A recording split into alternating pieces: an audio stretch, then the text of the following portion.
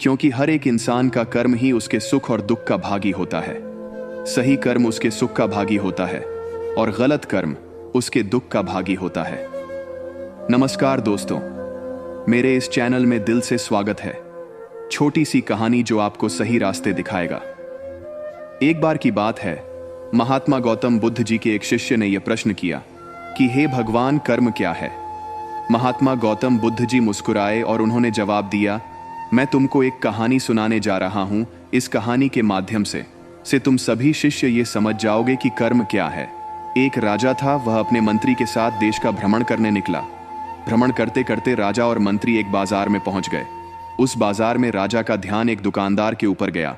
उस दुकानदार को देखते ही राजा के मन में ना जाने क्यों यह विचार आया कि मैं इस दुकानदार को कल फांसी की सजा दे दूं। यह बात राजा ने अपनी मंत्री को बताया। मंत्री कुछ बोले उससे पहले राजा उस दुकानदार के दुकान के सामने से आगे निकल चुके थे और दूसरी बातें करने लगे। मंत्री बहुत ही चिंतित हो गया। यह बात समझ नहीं पा रहा था कि दुकानदार की गलती क्या है। दुकानदार से बिना कुछ बात किए, बिना कुछ सोचे समझे महाराज ऐसा फैसला लेने के बारे में क्यों सोच रहे हैं। राजा और मंत्री भ्रमण करने के बाद राज दरबार वापस चले गए। मंत्री को रात भर नींद नहीं आई। सुबह जगने के बाद मंत्री एक साधारण प्रजा का रूप बनाकर उस दुकानदार के पास गया और उस दुकानदार से पूछा, तुम क्या बेचते हो। दुकानदार ने जवाब दिया, मैं चंदन की लकड़ी बेचता हूं। फिर मंत्री आसपास के लोगों से दुकानदार के बारे में पूछना शुरू किया। सबने जवाब दिया कि दुकानदार किसी से बोलता नहीं है, हमेशा दुखी रहता है। मंत्री को बात समझ में आ गई। मंत्री फिर वापस दुकानदार के पास गया और उस दुकानदार से पूछा, तुम दुखी क्यों रहते हो।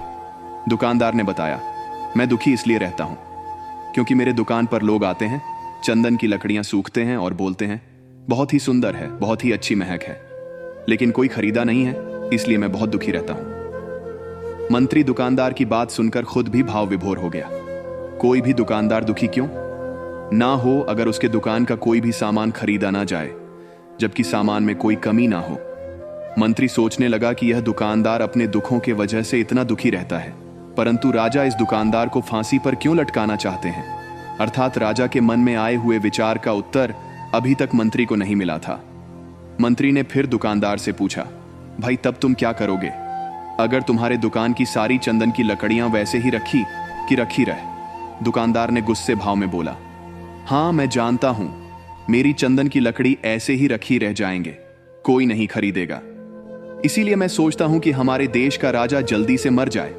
अगर वह जल्दी से मर जाता तो मैं उस राज दरबार में उस राजा के दाह संस्कार के लिए अपनी चंदन की लकड़ी देता, जिससे मुझे कुछ पैसे मिल जाते और इस बाजार के अलावा बाकी के लोगों को भी मेरे चंदन की लकड़ी के बारे में पता चलता, तो फिर शायद कुछ ना कुछ लोग मेरी दुकान से जरूर खरीदने आते। चंदन की लकड़ी।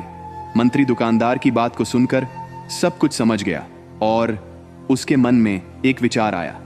मंत्री ने दुकानदार से चंदन की कुछ लकड़ियां खरीदें।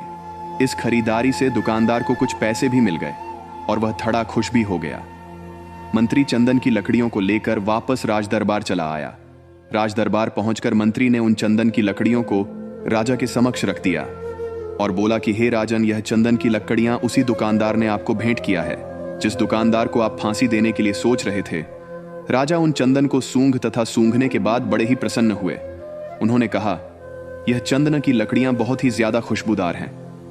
दुकानदार के इस अनोखे भेंट से राजा बहुत खुश हुए और मंत्री को कुछ स्वर्ण मुद्राएं दी तथा बोले, जाओ उस दुकानदार को यह स्वर्ण मुद्राएं इनाम में देना और बोलना कि आज के बाद महल में जब कभी भी चंदन की लकड़ी की जरूरत पड़ेगी तब तुम्हारे दुकान से ही चंदन की लकड़ी ली जाएगी। मंत्री जी मुस्कुराने लगे तथा यह सोचने लगे कि अब तो राजा के मन में उस दुकानदार को फांसी देने का विचार आ ही नहीं सकता, क्योंकि अब तो हमेशा राज दरबार के लिए चंदन की लगियों का इंतजाम की जिम्मेदारी उस दुकानदार को जो मिल गई है। मंत्री स्वर्ण मुद्राओं को लेकर वापस दुकानदार की तरफ चल दिया। इधर राजा इस विचार में पड़ गए कि वह दुकानदार तो बड़ा ही अच्छा इंसान है। जिस वक्त मैं उसके बारे में यह सोच रहा था कि मैं इसको कल फांसी दे दूंगा, तब शायद उसके मन में उस समय यह विचार चल रहा था कि राजन पहली बार मेरे दुकान के सामने आए हैं, क्यों ना मैं उनको अपनी सुंदर और खुशबूदार लकड़ियों को भेंट करूं। और आज उसने मुझे भेंट भी किया। बेवजह ही मैं उसको फांसी देने के बारे में सोच रहा था। इधर मंत्री दुकानदार के पास पहुंच गया। मंत्री ने राजा के द्वारा दी गई स्वर्ण मुद्राओं को दुकानदार को देते हुए कहा कि जिन चंदन की लकड़ी को कल मैं खरीद कर लेकर गया था, उन चंदन की लकड़ियों को राजा ने बहुत पसंद किया और इनाम के तौर पर तुमको यह कुछ स्वर्ण मुद्राएं दिए हैं। दुकानदार बहुत ही खुश होने लगा। साथ ही साथ मंत्री ने उस दुकानदार को यह भी बताया कि अब आज के बाद राज दरबार में जब कभी भी चंदन की लकड़ियों की जरूरत पड़ेगी तो सारी चंदन की लकड़ियां तुम्हारी दुकान से ली जाएंगी। दुकानदार मंत्री की बात सुनकर बहुत ही खुश हो गया। जाएंगी? तो मंत्री ने दुकानदार से पूछा, क्यों भाई, तुम तो राजा के बारे में इतना बुरा भला सोचते थे, लेकिन राजा देखो तुम्हारी कितना चिंता करते हैं, राजा कितने अच्छे हैं। राजा अपनी प्रजा के बारे में कभी भी गलत नहीं सोचते हैं। दुकानदार मंत्री की बात से सहमत हो गया और बहुत दुखी हुआ। दुकानदार मंत्री से बोला, मैं कितना गलत सोचता था राजा के बारे में। राजा तो बड़े ही अच्छे हैं, बड़े ही भले राजा हैं। भगवान करें कि राजा की बहुत ही लंबी आयु हो। यह बात सुनकर मंत्री भी बहुत खुश हुआ। फिर मंत्री वहां से वापस राज दरबार को चला गया और यहीं पर महात्मा गौतम बुद्ध जी ने इस कहानी को समाप्त कर दिए। फिर अपने शिष्यों से उन्होंने पूछा कि अब बताओ कि कर्म क्या है। किसी शिष्य ने कहा कर्म बोले हुए शब्द है, किसी शिष्य ने कहा कर्म वाणी है, तो किसी ने कहा कर्म सोच है, तो किसी ने कहा कर्म भावना है। अपने सारे शिष्यों का जवाब सुनने के बाद महात्मा गौतम बुद्ध जी ने बताया कि कर्म हर एक इंसान की खुद के विचार होते हैं। हमारे विचार जैसे रहेंगे हम वैसे ही कर्म करेंगे और उन्हीं विचारों के द्वारा की हुई कर्म हमारे सुख और दुख के लिए उत्तरदायी होंगे। अर्थात हमारे विचार अगर गलत है तो हमारे द्वारा की हुई कर्म भी गलत होगी तथा इसका परिणाम भी गलत निकलेगा। परिणाम स्वरूप हम दुखी रहेंगे। अगर हमारे विचार सही रहेंगे तो हम सही कर्म करेंगे, सही कर्म करेंगे तो फिर सही फल मिलेगा जिससे हम सुखी रहेंगे। किसी शिष्य ने कहा कर्म बोले हुए शब्द है, किसी शिष्य ने कहा कर्म वाणी है, तो किसी ने कहा कर्म सोच है, तो किसी ने कहा कर्म भावना है, वगैरह वगैरह। अपने सारे शिष्यों का जवाब सुनने के बाद महात्मा गौतम बुद्ध जी ने बताया कि कर्म हर एक इंसान की खुद के विचार होते हैं। हमारे विचार जैसे रहेंगे हम वैसे ही कर्म करेंगे और उन्हीं विचारों के द्वारा की हुई कर्म हमारे सुख और दुख के लिए उत्तरदायी होंगे। अर्थात हमारे विचार अगर गलत है तो हमारे द्वारा की हुई कर्म भी गलत होगी तथा इसका परिणाम भी गलत निकलेगा। परिणाम स्वरूप हम दुखी रहेंगे।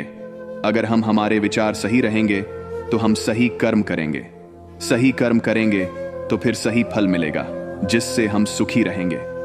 दोस्तों, ये छोटी सी कहानी आपको कैसी लगी कमेंट में जरूर बताना और ऐसे ही कहानी और मोटिवेशनल वीडियो देखने के लिए चैनल को सब्सक्राइब कर लेना और वीडियो के लाइक कर देना। धन्यवाद मेरे दिल का टुकड़ा। साकेक्स।